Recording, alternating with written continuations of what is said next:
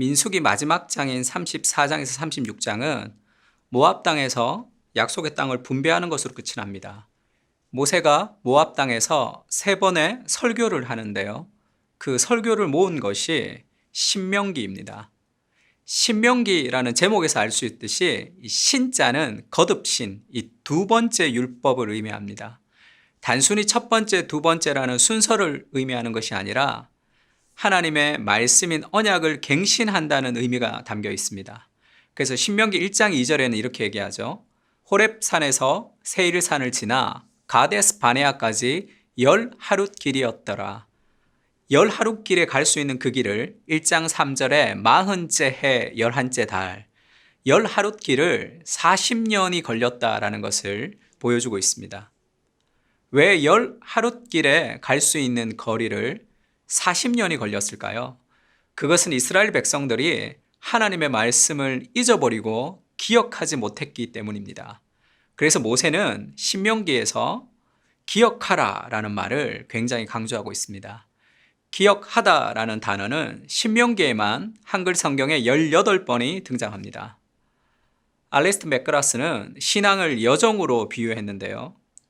신앙이라는 것은 과거를 기억하며 미래를 기대하는 것이다 이렇게 얘기했습니다. 하나님의 은혜에 대한 기억이 없을 때 우리는 믿음으로 전진하지 못한다는 말이죠. 하나님 은혜를 기억하고 믿음으로 전진해야 됩니다. 하나님의 은혜를 기억하지 못할 때 우리는 전진하지 못한다는 말입니다. 또 들으라 라는 말이 한글 성경에는 5번이 나옵니다. 쉐마 이스라엘로 유명한 구절이죠. 신명기 6장 4절 5절에는 이스라엘아 들으라 하나님 여호와는 오직 유일하신 여호와시니 라고 말씀하고요. 마음과 뜻과 힘을 다해서 내 하나님 여호와를 사랑하라 말합니다. 들으라 라는 말은 단순히 귀로 듣는 것을 말하는 것이 아니라 순종하라는 말이죠. 그리고 그 순종과 여호와를 사랑하라는 말과 연결해서 이야기합니다. 하나님의 말씀에 순종하기 위해서는 먼저 하나님을 사랑하는 것이 먼저라는 얘기죠. 사랑이 순종으로 이어지지 않으면 하나님의 율법은 우리에게 무거운 짐만 지우게 됩니다. 그래서 성경에 나오는 모든 율법의 명령법을 살펴보면 단순히 우리가 지켜야 되는 그런 명령이 아니라 명령법 앞에는 먼저 하나님이 우리에게 베푸신 은혜가 등장합니다. 십계명을 다시 선포하는 신명기 5장 7절에도 이렇게 명령하고 계시죠. 나 외에는 다른 신들을 내게 두지 말지니라 말씀합니다.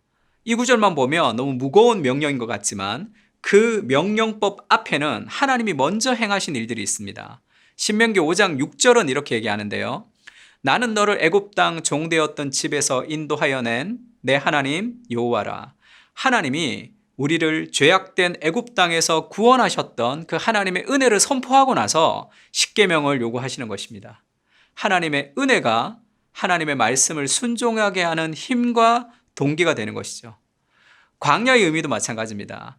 하나님께서 이스라엘에게 그 40년 동안 광야의 길을 방황하게 하신 것은 단순한 징계의 의미만 있는 것이 아니라 그들을 정화시키고 그들을 더욱더 순결하게 하는 의미가 있습니다.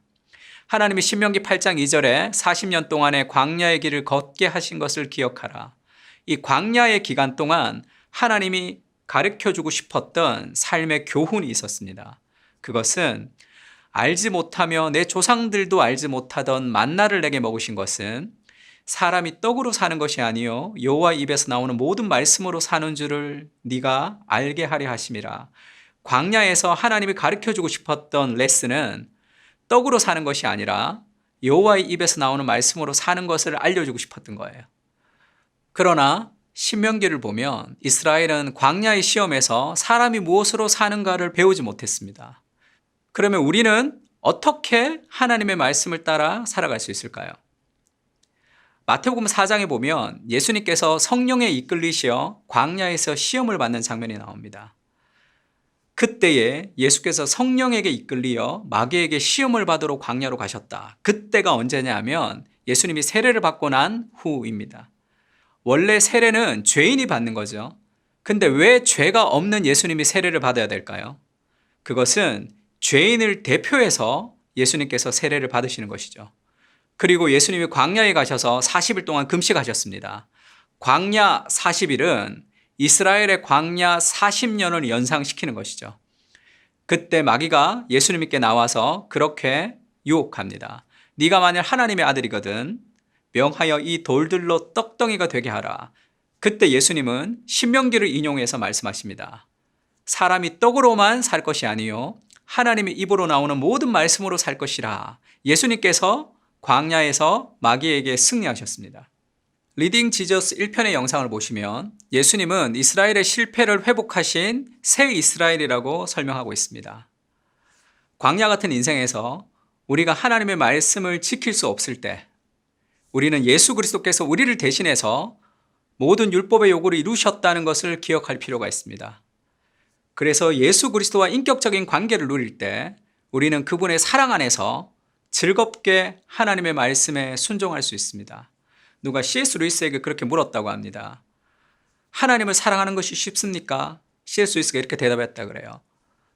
사랑하는 사람들에게는 쉽지 하나님을 사랑할 때 우리는 율법을 즐겁게 순종할 수 있습니다. 오늘도 하나님의 율법을 무거운 짐으로 느끼는 것이 아니라 예수님을 사랑함으로 그 율법에 순종하며 승리하시는 오늘이 되시기를 기도합니다.